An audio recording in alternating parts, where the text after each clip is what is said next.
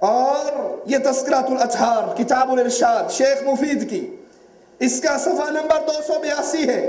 اس 282 پر بھی انہی خطوط کا ذکر شیخ مفید جو شیعوں کا شیخ ہے، کتاب بھی شیعوں کی چھاپنے والے بھی وہ لوگ، کہ حضرت حسین کوفیوں سے مخاطب ہو کر کہتے ہیں میں تمہارے پاس اپنی مرضی سے نہیں آیا، تم نے مجھے خط بھیجے، تم نے مجھے خطوط لکھے، تم نے میرے پاس ایلچی بھیجے اور کہا کہ ہمارا کوئی امام نہیں، ہمارا کوئی رہنما نہیں، آپ آئیے اور آپ آ کر ہمارے خلیفہ بن جائیے۔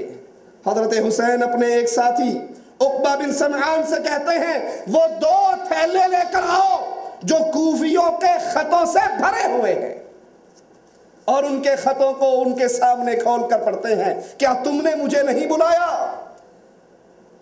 کوفے کے شیعہ خطوط لکھتے ہیں، حضرت حسین حالات جاننے کے لیے مسلم بن عقیل کو روانہ کرتے ہیں۔ ایک ایک عقیدہ سامنے رکھیے اور مقابلہ کیجئے ہر عقیدے کا۔ میں نے آپ کو ملا باقر مجلسی کے حوالے سے شیعوں کا یہ عقیدہ سنایا کہ ہمارے امام کو علم غیب ہوتا ہے، ما کان و ما یکون، جو ہو گیا اس کا بھی پتہ ہے اور جو ہونے والا ہے اس کا بھی پتہ ہے۔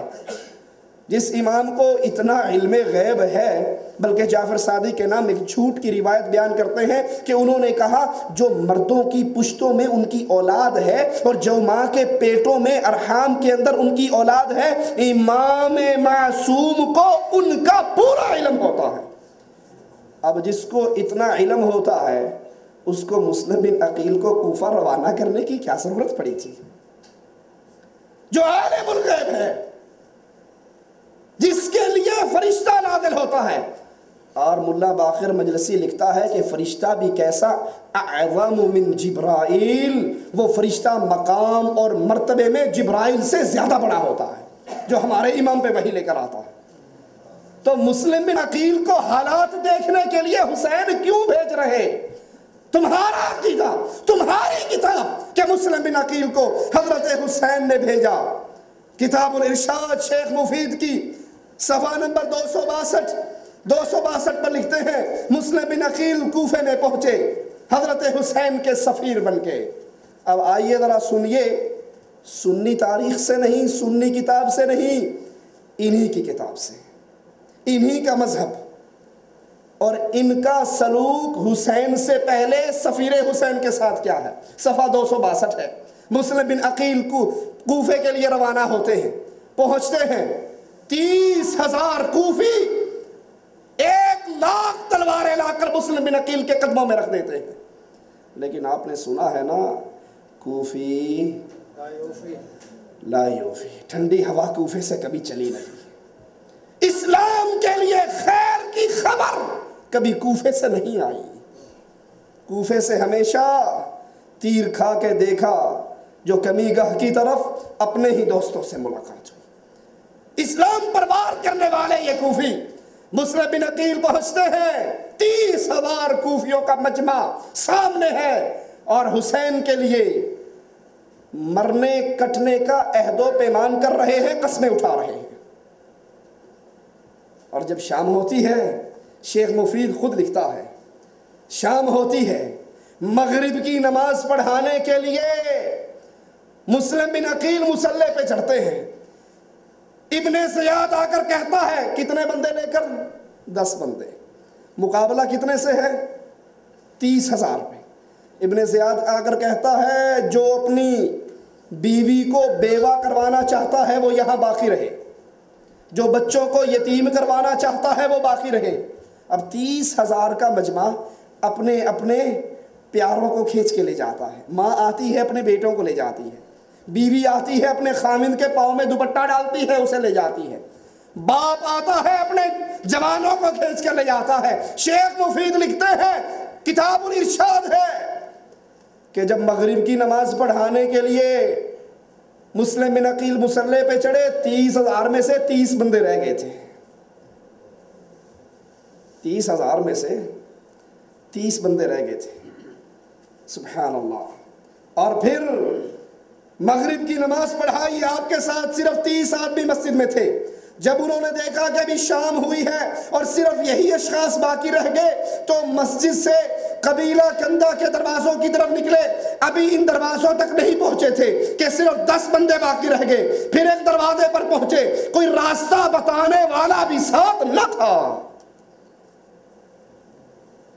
حسین کو مارنے سے پہلے ان ظالموں نے حسین کے سفیر کو مارا. ہم بتائیں گے, آپ نے سنا ہوگا نا, پانی پینے والے یاد کر پیاسے حسین کو. ایران میں لکھا ہوتا ہے پانی کی ٹینکیوں پہ بنو شید بنام حسین. پانی پینے والے مسلمان کیا کہہ کر پانی پیتے ہیں جی؟ بسم اللہ. وہ کہتے ہیں بنو شید بنام حسین. جب تم پانی پیو تو بسم حسین پیو, بسم حسین کہہ کر پھر پانی پیو. کیونکہ سنیوں نے حسین کا پانی بند کیا تھا کربلا میں. ابھی ہم بتائیں گے کربلا سے پہلے ظالموں تم نے سفیر حسین کا پانی بند کیا. اور بیان ہم نہیں تمہارا شیخ کرے گا. انہی کی مجلس اجاڑ رہا ہوں, ہاتھ میرا ہے لات تیری. انہی کے مذہب کی کتابیں انہی کے شیخ نے لکھی.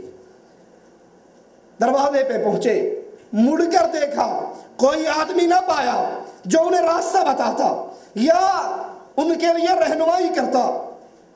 کوئی دشمن ان کے در پہ ہوتا تو ان کی مدد کرتا. بس حیران و پریشان کوفے کی گلیوں میں چلتے رہے, نہیں جانتے تھے کہاں جانا ہے. یہاں تک کہ قبیلے کی شاخ بنی جبلہ کے گھروں کی طرف نکلے. چلتے چلتے تو نامی ایک عورت کے دروازے پہ پہنچے. یہ اشعث بن قیس کی کنیز تھی جسے اس نے آزاد کر دیا تھا. تو اسید حضرمی سے اس نے شادی کی. یہ اس دروازے پہ پہنچے اور آ کر اس کنیز کو سلام کہتے ہیں اور کہتے ہیں اے کنیز, خدا کے لیے مجھے پانی تو پلا دو. اس نے آپ کو پانی پلایا, آپ وہیں بیٹھ گئے. وہ برتن اندر رکھ کر واپس آئی, کہنے لگی اے بندہ خدا, تو نے پانی تو پی لیا, اب جاتا کیوں نہیں؟ آپ خاموش رہے. اس نے دوسری مرتبہ کہا, آپ خاموش رہے. اس نے تیسری مرتبہ کہا, سبحان اللہ, اے اللہ کے بندے, خدا تجھے عافیت دے, تو اپنے گھر والوں کے پاس جا, میرے دروازے پر کیوں بیٹھا ہے؟ یہاں بیٹھنا تیرے لیے بہتر نہیں, میں اجازت نہیں دیتی. آپ کھڑے ہو گئے اور فرمایا اے کنیز, خدا کی قسم, اس شہر میں نہ میرا گھر ہے, نہ میرا قبیلہ ہے, نہ میرا خاندان ہے. کیا تو اجر اور نیکی چاہتی ہے؟ شاید آج کے بعد کبھی اس کا بدلہ دوں. اس نے کہا کیا بات ہے؟ کہا مجھے اپنے گھر میں پناہ دے دے. کہا تو کون ہے؟ کہا میں مسلم بن عقیل ہوں. اس قوم نے جھوٹ بول کر مجھے بلایا, کوفے کے شیعوں نے جھوٹ بول کر مجھے بلایا. سفیر حسین اپنے شیعوں کے چہروں پہ پڑی ہوئی کالی چادروں کو نیچا کر رہے ہیں. ان کے چہرے بھی کالے ہیں, ان کا دل بھی کالا ہے. کیا کہتے ہیں؟ مجھے جھوٹ بول کر بلایا, مجھے دھوکہ دیا. وہ کہنے لگی آپ مسلم بن عقیل ہے؟ کہا ہاں. اندر تشریف لے آئیے. اندر لے جاتی ہے, کمرے میں سلاتی ہے, پناہ دیتی ہے. کوفے کے شیعوں, حسین سے پہلے مسلم بن عقیل کا پانی تم نے بند کیا. وہ مسلم بن عقیل جس کو اس امام معصوم حضرت حسین کوفے کے حالات دیکھنے کے لیے بھیجتے ہیں کہ جاؤ کوفے کے حالات دیکھ کر آؤ, کوفی ہمیں بلا رہے ہیں. حضرت مسلم بن عقیل اس سلوک سے پہلے خط روانہ کر چکے ہوتے ہیں حضرت حسین کے لیے, آ جاؤ. جب حضرت حسین چلنے لگتے ہیں تو رسول اللہ صلی اللہ علیہ وسلم کے اصحاب کرام پہنچ جاتے ہیں. اور یہاں پہ ایک نقطہ یاد رکھیے, اللہ کے نبی صلی اللہ علیہ وسلم کے اصحاب سے بڑھ کر جہاد کا جذبہ اور کس میں ہوگا؟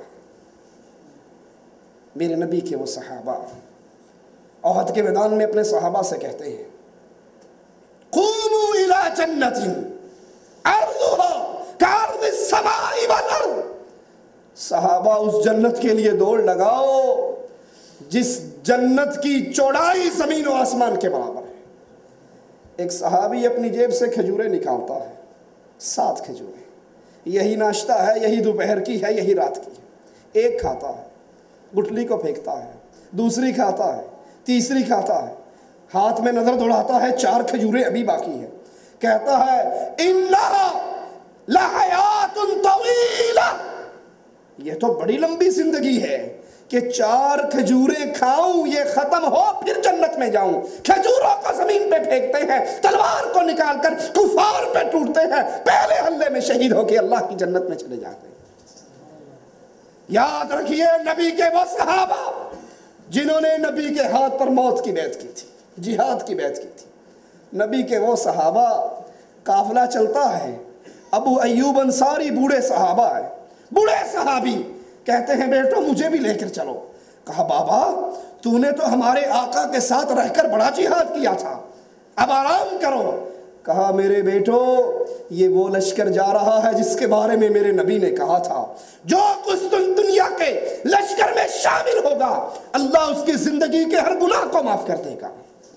یہ وہ صحابہ ہیں. عورت آتی ہے, آقا کل آپ نے منادی کروائی تھی جس کا اللہ پر ایمان ہے, آخرت پر ایمان ہے, وہ میدان جہاد کے لیے نکل آئے. آقا میرا خامند حنظلہ ابھی چند راتوں کی دلہن, نئی نویلی میں دلہن تھی, میرے ساتھ میرے غرفہ میں موجود تھا. آقا آپ کا پیغام سنتے اس نے غسل کرنے کی بھی فکر نہیں کی, میدان جہاد میں آیا اور شہید ہو گیا. آقا میرے خامند پر غسل واجب ہے. نبی اس کو تلاش کرواتے ہیں, اس کے جسم اثر سے پانی کے قطرے گر رہے ہیں. کہتے ہیں بی بی تیرے خامند کو غسل دینے کے لیے فرشتے آسمان والے نے اتارے. وہ صحابہ حسین کے پاس آتے ہیں. آپ نے سنا ہوگا نا کہ یہ کربلا کی جنگ, اخبارات اٹھا لیجئے, مجلے اٹھا لیجئے, جرائد اٹھا لیجئے, ریڈیو سن لیں, ٹیلی ویژن دیکھ لیں, کفر اور اسلام کا مارکا, اسلام اور کفر کی جنگ. اسلام کو غالب کرنا تھا, حق اور باطل کا مارکا. ہمارے بڑے بے ایمان بھی بیان دیتے ہیں کہ حسین کی یاد میں یزیدی قوتوں اور حسینی قوتوں کی جنگ باقی رہے گی. سمجھتے نہیں ہیں یہ ہے کیا. اگر یہ اسلام کا مارکا ہوتا, اگر یہ کفر اور اسلام کی جنگ ہوتی تو آئیے ذرا سنیے. احسن المقال کے اندر صفحہ 338 پہ شیخ عباس قمی بیان کرتے ہیں, حضرت حسین جب چلنے کے لیے تیار ہوئے تو آپ کے پاس اللہ کے نبی علیہ السلام کے اصحاب بھی آئے, آپ کے بھائی آئے. سب سے پہلے محمد بن حنفیہ آئے, آ کر کہتے ہیں اے میرے بھائی آپ اللہ کے اس حرم بیت اللہ میں رہیں, آپ عزیز اور مکرم رہیں گے, کوئی شخص آپ پر اعتراض نہیں کرے گا. اور اگر آپ یہ نہیں چاہتے, علی کے بیٹے حسین کے بھائی محمد بن حنفیہ کہتے ہیں پھر آپ یمن چلے جاؤ یا بادیہ نشینی اختیار کر لو, کوئی آپ کو کچھ نہیں کہے گا. حضرت نے فرمایا اس سلسلے میں سوچیں گے. صبح ہوئی, حضرت مکے سے روانہ ہونے لگے. جب یہ خبر محمد کو پہنچی, اگر یہ جہاد ہوتا تو علی کے بیٹے, شیر خدا کے بیٹے جہاد سے روکتے. ان صحابہ پر یہ تہمت کہ کربلا کے جہاد پہ جانے سے وہ حضرت حسین کے راستے میں روڑے اٹکاتے تھے, روکتے تھے, جن کی حالت یہ تھی. عبد الرحمن ابن عوف کہتے ہیں بدر کے میدان میں دائیں طرف جھانکتا ہوں معصوم بچے کو پاتا ہوں, بائیں طرف دیکھتا ہوں معصوم بچے کو پاتا ہوں. دل میں آتا ہے کہ جنگ کے اندر تو لوگ اپنا پڑوس بڑے بڑے کمانڈروں کے قریب رکھنا پسند کرتے ہیں, میرا تو دایاں بھی کمزور ہے بایاں بھی کمزور. ابھی یہ خیال دل میں ہے, دائیں والا پلو پکڑ کے ہلاتا ہے, کہتا ہے چچا یہ تو بتاؤ ابو جہل کہاں ہے. بائیں دیکھتا ہوں